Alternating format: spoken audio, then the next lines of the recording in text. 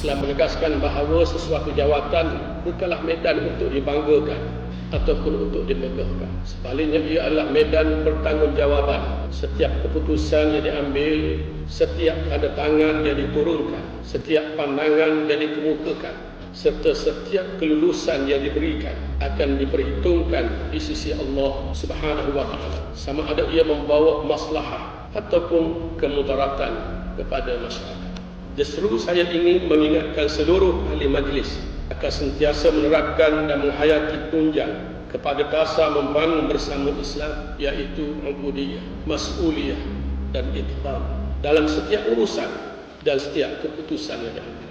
Saya ingin menegaskan agar semua ahli majlis hendak memainkan peranan yang lebih aktif dan berkesan dalam perancangan serta pembangunan PBT. Mesyuarat hendaklah hadir, libatkan diri secara langsung dalam program dan aktiviti PBT, serta menyumbang secara membina dalam proses mengubah dasar, merangka perancangan dan mengawasi pelaksanaannya. Jangan sekadar menjadi pemerhati, sebaliknya tampil sebagai rakan strategik yang berintegriti kepada pentadbiran PBT. Dalam masa yang sama, ahli majlis taklah membawa tasawur dan kefahaman Islam ke dalam urusan pentadbiran agar penghayatan dasar membangun bersama Islam benar-benar dapat diterjemahkan di setiap peringkat, sama ada dalam aspek pembangunan atau perbandaran. Pihak berkuasa tempatan merupakan wajah kepada kerajaan negeri yang menjadi suruhan dan nilaian rakyat secara langsung.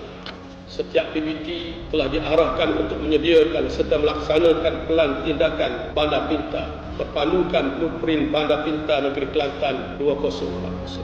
Maka tanggungjawab ahli majlis ialah memastikan perancangan tersebut benar-benar diterjemahkan dalam bentuk tindakan yang berimbang. Berilah keutamaan kepada projek-projek perintis yang tinggi impaknya, bersifat praktikal, realistik serta boleh diukur keberhasilannya kepada rakyat.